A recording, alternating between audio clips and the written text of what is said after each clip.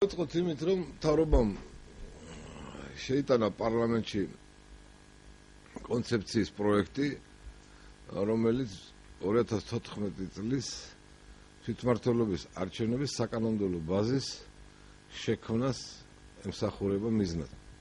მოგახსენებათ, რომ ამ ხრივ კანონმდებლობაში საკანონმდებლო ბაზა ჯერ კიდევ 97 წლიდან არის შექმნილი, მაგრამ თვითმმართველობა როგორც ასეთი ინსტიტუცია, ანუ თავისუფალი ჰორიზონტალური სიბრტყის ხელისუფლების ინსტიტუცია, ჯერჯერობით თავის ამოცანებს ვერ ამართლებს და ამიტომ მთავრობამ განიზრახა, რომ სულად ახალი მოდელირება და ფუნქციონალური, ასე ვთქვათ, დატვირთვა მისცეს აი ამ ინსტიტუციას. ჩვენ მე გავეცანი პირადად მას.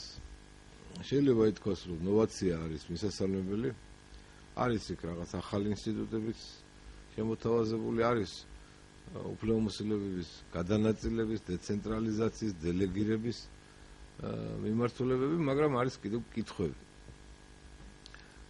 შეიძლება ვინმე თქვას, რომ ჯერ ადრეა ამაზე ლაპარაკი, მაგრამ აი წინ შუალედური საპარლამენტო არჩევნებია, შემდეგ საპრეზიდენტო არჩევნებია, შემდეგ ერთი წლის მერეა თვითმმართველობის არჩევნები, მაგრამ ეს ერთმანეთთან კავშირშია, ვინაიდან განაცხადი არის გზავნილი, ანუ სოფლიოსათვის არის ახალი ხელისუფლების მიერ ძალიან მკაფიო, რომ უკეთესი დემოკრატიული ინსტიტუტები უნდა შეიქმნას საქართველოში. ამიტომ ყველაფერს მნიშვნელობა აქვს. და თუ დროზე შეიქმნება საკანონმდებლო ბაზა, ცხადია ამ ღონისძიებებსაც დიდი მნიშვნელობა ექნება.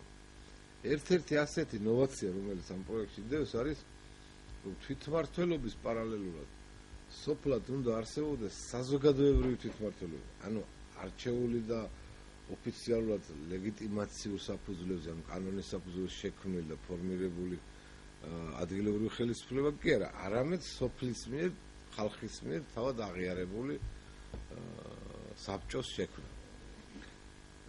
ეს როგორ არის, თუ იქნება სათემო თვითმმართველობა, თემში შედის დაუშვათ 10-15 სოფელი, ამიტომ თემი ხდება თვითმმართველობის ერთეული და სოფელი აღარ არის ამ თვითმმართველობის, ასე ვთქვათ, ინსტიტუციური ნაწილი. ის არის მხოლოდ ელექტორატი. ამიტომ რომ არ დარჩეს მიღმა სოფლის მოსახლეობა თვითმმართველობასთან ურთიერთობაში და ეს ჩართულობა რომ იყოს რეალური, აქედან გამომდინარე მთავრობა გვთავაზობს, რომ ყველა სოფელში იყოს ადგილობრივი საბჭოები ხალხისგან შექმნილი და მათ კონდეთ საერთო კრება უნდა მიიღოს გადაწყვეტილება და აი ეს უნდა წარედგინოს მერე თემის თვითმმართველობას განსახილველი. მე მინდა თქვენ იცოდეთ ცნობისთვის, ეს ახალი ინსტიტუტი არ არის. ჯერ კიდევ 1998 წელს აჭარაში შეიქმნა პირველად აი ესეთი საზოგადოებრივი თვითმმართველობები, მაგრამ მან არ გაამართლა, იმიტომ რომ მას არ ჰქონდა რეალური ფუნქციონალური მექანიზმი არც ჩართულობის თვალსაზრისით, არც კომპეტენციების, არც უფლებამოსილების ნაწილში. ამიტომ თუ აქაც იგივენაირად არის წარმოდგენილი, რომ ფუნქცია არ ჰქონდეს და მხოლოდ ფორმალურად, ანუ დეკლარირებული ფორმით არსებობდეს, მაშინ ჩავთვალოთ, რომ რაც აჭარაში შედეგი მივიღეთ, აქაც ამ შედეგს მივიღებთ და არანაირი ჩართულობის, ასე ვთქვათ, ხარისხი არ გაიზრდება ხელისუფლების განხორციელებაში.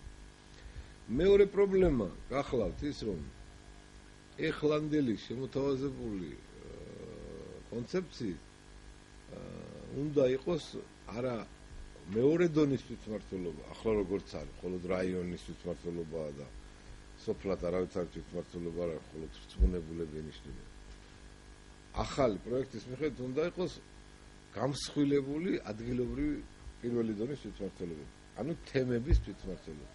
სოფელს არ ექნება თავისი თვითმმართველობის არჩევითი ორგანო, ექნება რამდენიმე სოფელს ერთად და ეს იქნება პირველი დონის თვითმმართველობის ცენტრი.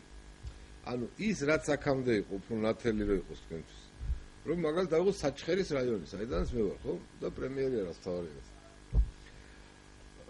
ეხლა არის საჩხერის მუნიციპალიტეტი.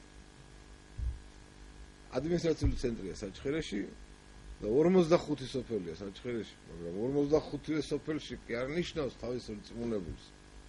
არამედ რამდენიმე თემში ნიშნავს. პრაქტიკულად აი ამ რაიონის ადმინისტრაციულ ტერიტორიაზე შიგნით არ არის პირველი დონის თვითმმართველობა. ან სოფელი ვერანაირად თემი ვერ მონაწილეობს ადგილობრივი ხელისუფლების განხორციელებაში. ეს იცვლება და ამის ნაცვლად ეხლა საჩხერეში უკვე იქნება სულ მცირე 7 თემის თვითმმართველობის პირველი დონე. მაგრამ როგორც ასეთი საჩხერის რაიონული ცენტრი რაიონს აღარ ექნება, იქნება დანაწილებული სოფლები, სასოფლო თემებად ყველა თვითმმართველობა და ადმინისტრაციული ტერიტორიული საზღვრები, რომლებიც დღემდე იყო დადგენილი, ეს საზღვრები პრაქტიკულად აღარ იარსებებს. ანუ რო ვამბობ გარდაბნის რაიონი, ბოლნისის რაიონი, მცხეთის რაიონი, ესენი არ იქნება. როგორ იქნება? აი გეუბნებით როგორც იქნება. მცხეთაში იქნება 5 მაგალითად სიტყვაზე ვამბობ თვითმმართველი ერთეული, ზეგვის თვითმმართველობა იქნება, მუხრანის თვითმმართველობა დაიშლება, მაგრამ რაიონი როგორც ასეთი არ იქნება. იქნება საქალაქო თვითმმართველობები, რუსთავის თვითმმართველობა, აქ არაფერი არ იცვლება, ფოთის თვითმმართველობა და ასე მაგრამ როგორც ასეთი რომ დღემდე რაც იყო საქალაქო და რაიონული დაყოფა ადმინისტრაციული ტერიტორიული ნიშნით, ეს ყველაფერი ამ კანონპროექტით ესე ვთქვათ უქმდება. ეხლა რაც შეეხება შემდეგ დონეს. აქ უკვე არჩევითობა აღარ არის. შემდეგი დონე იქნება წარმომადგენლობით. ანუ ის რასაც თავის საჩხერეს სიტყვაზე პირობითად ისე 7 თემში ხო აირჩიეს, სიტყვაზე აირჩიეს 40 დეპუტატი, ანუ 50 ჯამში ხო ესენი იკრიბებიან და ან 3 წარმომადგენლებს ირჩევენ უფრო მაღალი სამხარეო თვითმმართველობის საბჭოში. ანუ ეს არის ხმოსნები უკვე აღარ ქვია ამას უკვე არჩევნები.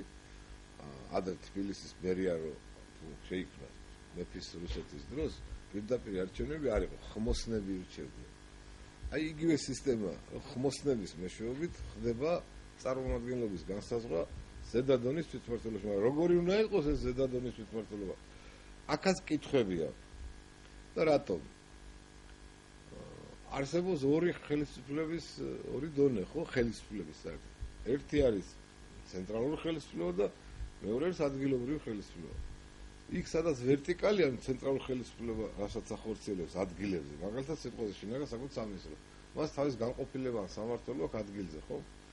აი ეს როგორ უნდა მოემსახუროს 7 თემს და სად უნდა იყოს ეს სამმართველო? ეს უკვე პრობლემა დგება. აი ჯანდაცვის სისტემა დაუშვათ, განათლების სისტემა, სად უნდა იყოს რესურს ცენტრი? ეხლა რაიონული ცენტრშია, მაგრამ შემდეგ რომელ თვითმმართველ თემში უნდა იყოს, როგორ სექტორალურად, როგორ უნდა დანაწილდეს.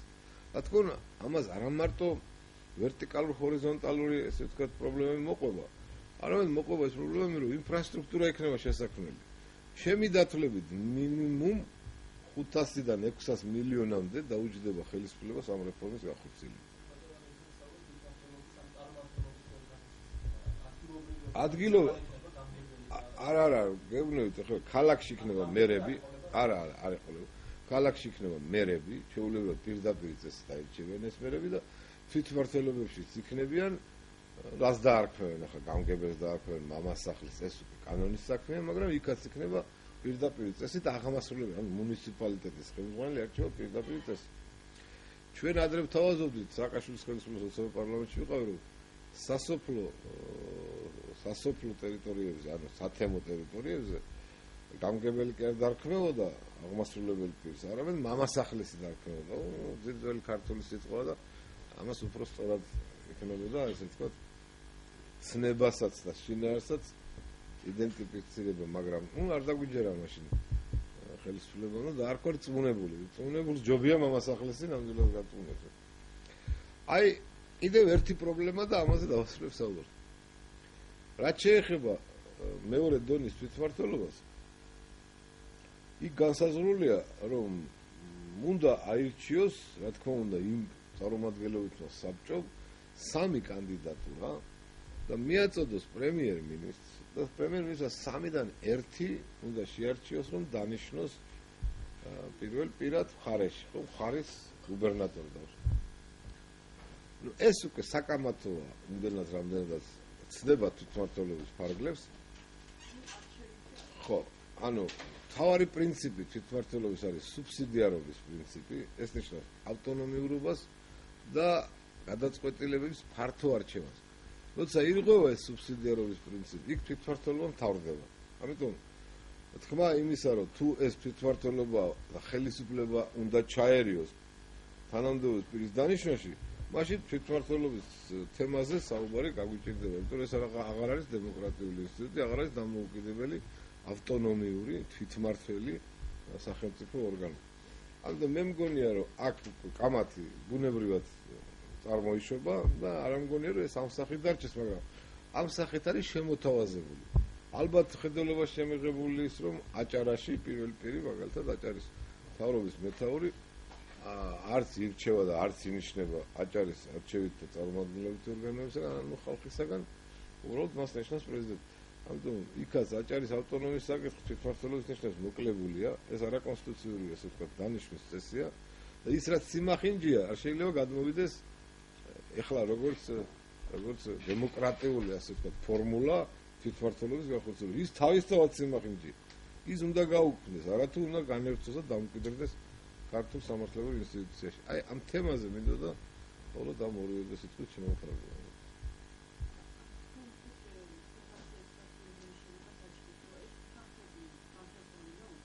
არ ჩემი გაანგარიშებით რა გავია რა მაქვს ხედულობაში როდესაც ამ ციფრს ვასახელებ. ესე იგი თქვენ წარმოიდგინეთ დღეს დაახლოებით საქართველოში უნდა იყოს 3000-მდე თვითმმართველი ერთეული. თუ ვიანგარიშებთ საშუალოდ იმას რომ თვითონ რაიონში საშუალო ზომის რაიონში 7 თვითმმართველობა მაინც უნდა იყოს 7. გავამრავლებთ მას მინიმუმ 60-ზე, ხო? აქედან გამომდინარე ჩვენ მივიღებთ 500-მდე ერთეულს და ამ 500 ერთეულში რა არის საჭირო? ადმინისტრაციული შენობები პირველ რიგში.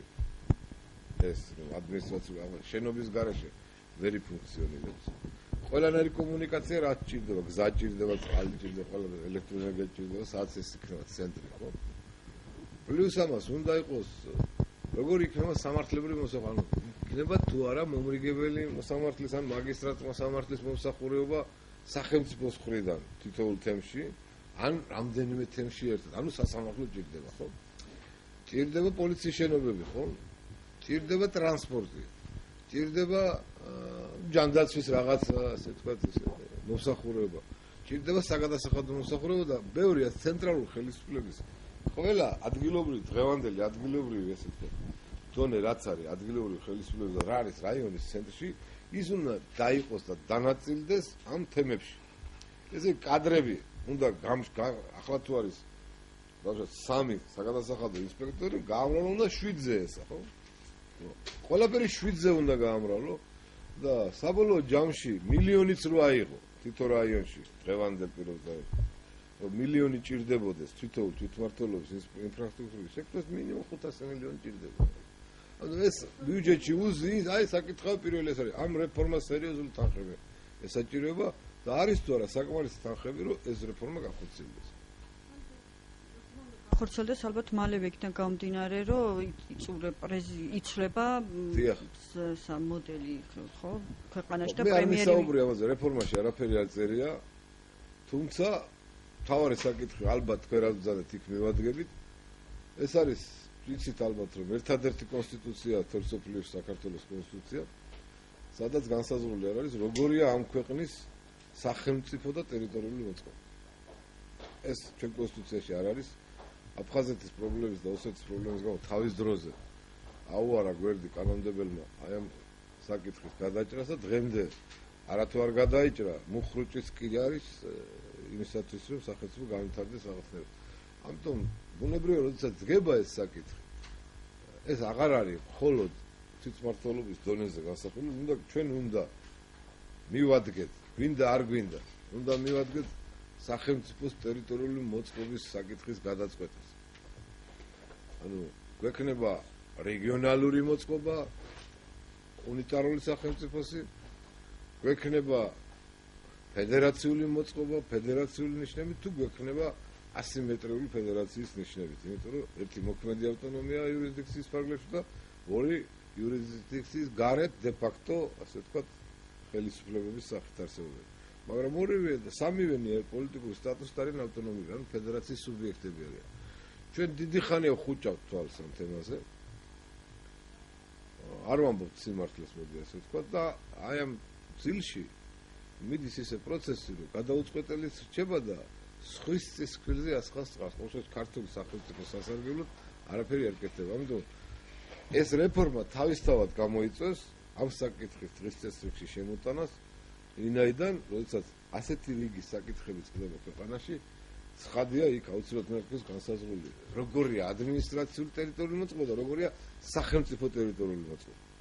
თუ ეს საკითხები განხილული დარჩა, არავითარი აზრი არ აქვს, ლაპარაკს იმაზე, რომ მოხდება დეცენტრალიზაცია, მოხდება ხელისუფლების ორი დონის გაყოფა, ჰორიზონტალური, ანუ ადგილობრივი ხელისუფლების და ცენტრალური ხელისუფლების. ეს ყველაფერი ფიქსიად დარჩება და ალბათ არ შეასრულებს იმ მთავარ ფუნქციას, რისთვისაც უნდა არსებობდეს თვითმმართველობა და დემოკრატია რასთან. ბატონო, მაინც ამ იმას რომ მიუბრუნდე, თქვენ კი განსაკუთრებით შეეხეთვანებ, თავარი ინტრიგა რეფორმის რა არის ეს თუ შეიძლება რეფორმა და ინტრიგა ერთად ვახსენოთ საერთოდ, ანუ ეს უბრალოდ იდეა ფიქსია რომ შეიცვალა ხელისუფლება და გამოიცვალოს ფორმა თვითმმართველობების, თუ ამით უფრო მეტი გავლენა აქვს, თუ აი რა თავარი პირველი გზავნილი აქ არის წერია ესა, რომ ვინაიდან თვითმმართველობებმა ვერ შეასრულა მთავარი ფუნქცია, ანუ ჩართულობის ხარისხი არ გაიზარდა, უშუალო ხელისუფლება არ გახდა მოსახლეობის და მოსახლეობა ვერ გზნობს ამ სიკეთეს, ამიტომ ჩვენ უნდა დავუახლოვოთ ადგილობრივი ხელისუფლება ხალხის ინტერესზე. ეს არის იდეა. და მთავარი გზავნილია, რომ გაუმჯობესდეს დემოკრატიის ხარისხი ადგილებზე. მაგრამ ერთია გზავნილი, მეორე თავად რეფორმა რაც გვეუბნება. ეს თუ მე არ ვიცი ვის ახსოვს და როგორ ახსოვს, მაგრამ ვინც პარლამენტში იმ დროს იყო, მათ ახსოვს. იყო ეს მცდელობა შევარდნაძის ხელისუფლების დროს, რომ ამ სახის თვითმმართველობა შემოსულიყო საქართველოში, მაგრამ მას არ გამოუჩნდა არც ერთი მხარდამჭერი პარლამენტში და ვერც გამოუჩნდებოდა. იმიტომ რომ გამომდინარე ჩვენ მე არ მისაუბრია ნაკლოვანებებზე, მენტალობა პირველი. რომ ჩვენ ყველას გვაქვს ისტორიული მეხსიერება თავში, ყველას. რომ მე რო საჩხერელი ვარ, ამას ვერაფერი ვერ ამოშლის. გამიგეთ? და რანაირი სახელიც არ უნდა დაარქვა და როგორც არ უნდა დაშალო ეს საჩხერე, მაინც დარჩება ჩემი მეხსიერებაში საჩხერე. ამიტომ ეს გამოიწევს დავუშვათ, მე ჩემი რაიონიდან ამოვალ, ხო? გამოიწევს სოფლებში გარკვეულ ინტრიგას. უკმაყოფილო ვინაიდან დღეს 100-ია თუ ისე ყველას აქვს, ამას სადაოს არსად არ წარმოადგენს რომ დავუშვათ სიტყვაზე ვამბობ იგივე მცხეთა ავიღოთ მეზობელი რომ ძეგვი არის მცხეთის რაიონი, ძეგველი მცხეთელია. გამიგეთ? და აი ამ რეფორმით ეს გადაფარვა ხდება ამის, ანუ გათანაბრება ხდება, გატოლება მცხეთელა დარჩება, მაგრამ ძეგველიც იგივე ძეგველი იქნება, მცხეთელი აღარასოდეს არ იქნება. ანუ გარკვეულწილად დაშორება ხდება, რაღაცა ინტრიგა ხდება მოსახლეობის ურთიერთობებში, რაღაცა მიჯნა ივლება, რომელიც ქართულ მენტალობაში არ იმუშავებს, მე ვფიქრობ, რომ არ იმუშავებს და ძალიან ბევრი მოწინააღმდეგეები გამოუჩნდება, იმიტომ რომ მე მომისმენია ეს აზრები, ეს პროექტი თავის დროზე არ გავიდა საქართველოს პარლამენტში, სწორედ ამის გამო, რომ დაიწყებოდა დაშლა, შეიძლება გაუთვალისწინებელი შედეგების მოყოლოდა ამას, რომ დღევანდელი კონსტრუქცია, რასაც ქვია ადმინისტრაციული ტერიტორიული ერთეულები, ანუ რაიონები, ეს კონსტრუქცია რომ დაინგრეს, ამას რეფორმით ვერ დაანგრე. ამას ალბათ რაღაცა ეკონომიკური, სოციალური რაღაც ძირები, პირობები უნდა შეექმნას ისეთი, რომ თავად მივიდეს მოსახლეობა უნდა სკონდება. როგორ შეიძლება ხა წარმოიდგინეთ, რომ აი ადმინისტრაციული ცენტრი რა არის, არ მინდა გამიგზელდეს. აი მაგალითად საჩხერეში ხო, საჩხერე განვითარდება, როგორც თვითმმართველობის დამოუკიდებელი ერთეული, მაგრამ კორბოული ტერიტორიით, რომელიც 10-ჯერ მეტია საჩხერეზე, ხო? ვერასდროს ვერ გაისწრება ღარიბი და მათხოვარი იქნება ბოდიშიან გამოთქმაზე. იმიტომ რომ იქ არაფერი არ არის. ხო, ბიუჯეტი და საბიუჯეტო, საბაზისო, საფუძვლები ერთნაირი აქვს და საჩხერეში ახლა ბევრი საწარმოა, იურიდიული პირები იქ არიან დარეგისტრირებული, სავაჭრო ცენტრები იქ არის, ხო? პროდუქტი, რასაც ქვია ეროვნული იქ იქნება. ამიტომ ფულის მოძრაობაც იქ დიდია და საგადასახადო ბაზა მთლიანად იქ არის თავმოყრილი. რას უზავ ფაქტორს? გამდიდრდება საჩხერელი და გაყარიბდება სვიტორელი. სიტყვაზე ვამბობ, ხო? მივიღებთ კონფლიქტს, მივიღებთ შურს, მივიღებთ ბუნტს. ვერაფერს დადებით აქედან ვერ მივიღებ. ამიტომ ეს გამოთანაბრება, რასაც ყოველთვის ცდილობდა სახელმწიფო პოლიტიკა, რომ თანაბარი პირობები თუ არ არის, გამოათანაბროს სახელმწიფო, თავარ პრინციპად დარჩება და თუ საქართველოს ბიუჯეტი ჩამოეკიდა ყველა თვითმმართველობა, მაშინ რაღა აზრი აქვს ამ თვითმმართველობას? ეკონომიკის სამინისტრო. არა აწერი აქ თავრობის მეთაური აწერს ხელს ამ პროექტს, პრემიერ-მინისტრი უბრალოდ და შესულია პარლამენტში, მაგრამ აი წერილი გაჩვენეთ აქ არის საქართველოს თავრობის განკარგულება საქართველოს მთავრობის დეცენტრალიზაციისა და თვითმმართველობის განვითარების სტრატეგიის ძირითადი პრინციპები. უფრო ხმადაბლა საქართველოს მთავრობის დეცენტრალიზაციისა და თვითმმართველობის განვითარების სტრატეგიის ძირითადი პრინციპები. კი, ხელმოწერილია მე თარიღი ახლა 6 მარტს არის ხელმოწერილი ამას.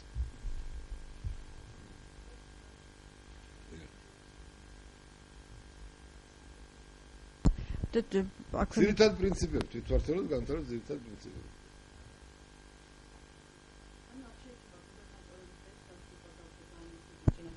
დროს როდესმე ეს მოხდებოდა ხაზია არჩევითობა გუბერნატორის აღარ არის.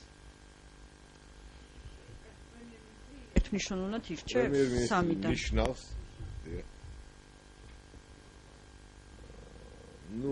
აქ კიდევ კონსტიტუციური პრობლემა დადგება, იმიტომ რომ ასე არ არის ეს კონსტიტუციაში.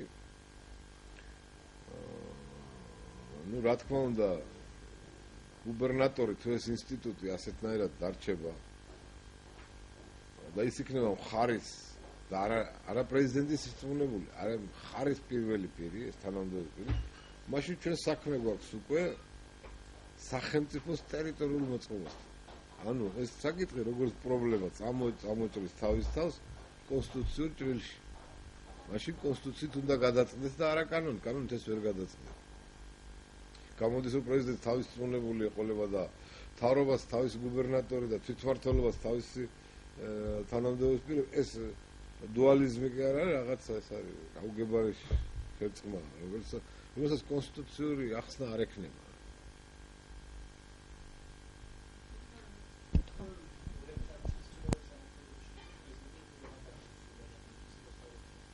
არა, გავიგეთ, მაგრამ ეს არის ცენტრალური ხელისუფლების წარმომადგენელი ადგილზე, ხო? ხარეში. ეს ხო თვითმმართველობა არ არის. ეს არის ვერტიკალური ხელისუფლების გადატანა შუაში. შუარგოლში, ანუ რეგიონში. აი მე უფრო კარგად იყოს გასაგები, ევროპის ქვეყნებს აქვს ეს პრინციპი, რეგიონალიზმი. არ არის ფედერალური სახელმწიფოები, მაგალითად ესპანეთი, იტალია, საფრანგეთი. არ არის არც ერთი ფედერალური სახელმწიფო, უნიტარული მოწყობა აქვს, მაგრამ ცენტრის ძალაუფლება გადატანილი აქვს შუარგოლზე, ანუ რეგიონზე და ადგილობრივ გოლზე. 3 ნაწილად აქვს დაყოფილი ხელისუფლება, ვერტიკალური ხელისუფლება. იქ ყველგან ტერიტორიული ერთეულები, სადაც არის, აი რეგიონალური ტერიტორიული ერთეულები. ყველგან არის ცენტრალური ხელისუფლების დანიშნული. მაგრამ ამავე რეგიონებში არის თვითმმართველობის დონეები. ანუ ესენი ერთმანეთს არანაირად არ კვეთენ. მას თავისუფლება მოსილება აქვს, მას თავისუფლება მოსილება. ამ შემთხვევაში კვეთენ ერთმანეთს, იმიტომ რომ თუ თვითმმართველობა პრემიერ-მინისტრს რატომ უნდა ნიშნავდეს, ცენტრალურ ხელისუფლებას რატომ უნდა ერეოდეს თვითმმართველობის იმას. მაშინ სად არის ცენტრალური ხელისუფლების წარმომადგენელი? აქ იტალიაში მაგალითად კომისრები ყავთ, რომელიც რას აკონტროლებს? ერთადერთ რამეს. რომ როცა მიიღებს თვითმმართველობა რაღაც კანონს, კანონის ტიპის ნორმატიულ აქტს, ხო? მიაქვს მთავრობაში და წერს წარდგინებას, რომ ეს კანონი, ანუ ეს ნორმატიული აქტი, რომელიც მიიღო თვითმმართველობა, არ შეესაბამება ცენტრალურ ხელისუფლების მიერ მიღებულ ან დადგენილებას, ან გადაწყვეტილებას. მოდი შევიტანოთ სასამართლოში სარჩელი ცენტრალურ ხელისუფლების სახელი და გავაუქმოთ ეს. ანუ არის სამართლებრივი სივრცეზე ზედამხედველი თვითმმართველობის სამართლების სხვა ფუნქცია კომისარს თვითმმართველობასთან ურთიერთობაში არაფერი არ გააჩნია. მაგრამ სამაგიეროდ იტალიურ თვითმმართველობას და პორტუგალიურს აქვს უზარმაზარი უფლებები. იგივე ამერიკის, იაპონიის რომ გამოწვევის უფლება აქვს. მთლიანად შეუძლია ვადამდელი არჩევნები მოითხოვოს. მოსახლეობის 10% ჯგუფს შეუძლია ვადამდელი არჩევნებს მოთხოვოს თვითმმართველობაში. და ცენტრალურ ხელისუფლებას კი არ წყვეს. ადგილობრივი საარჩევნო კომისია წყვეს. ისევე როგორც თანამდებობის პირის გადაყენება შეუძლია მოქალა 5-კაციან ჯგუფს შეიტანოს, რომ გადადგეს ეს თანამდებობის პირი. და ბევრი ასეთი მექანიზმებია, რომელიც უშუალო ჩართულობას ითვალისწინებს. ეს მარტო ის კი არ არის სკამზე დაждდე ან მანქანა მოგემსახუროს. პირიქით უნდა გეშინოდეს იმ ხალხის, ვისაც არ ემსახურებია. და თუ მექანიზმი არ გექნა, ვერ შეაშინებ იმ თანამდებობის პირს. აი ეს არის კონტროლის მექანიზმი, როცა გამოწვევის უფლება გაქვს. ეს აქ არაფერი არ დევს, ახლა არ გიგონოთ აქ წერია. მე გეუბნეთ რეალური თვითმმართველობა რა არის.